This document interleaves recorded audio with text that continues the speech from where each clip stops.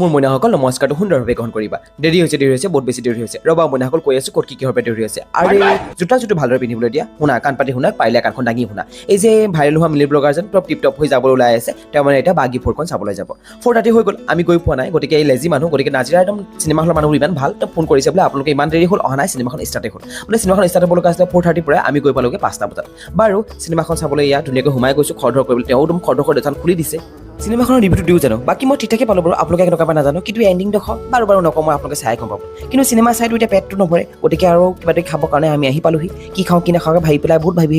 কিবা অৰ্ডাৰ দিলোঁ তো আহি পোৱাৰ আগতে ইমান দেৰি কৰিছে মই মানে এইপিনে ডেক'ৰেশ্যন কৰিব লাগি গ'লোঁ মানে এইবিলাক কি ডেক'ৰেশ্যন নাজানো আৰু তাৰপিছত আৰু এইপিনে মেমৰ অৱস্থা চাওকচোন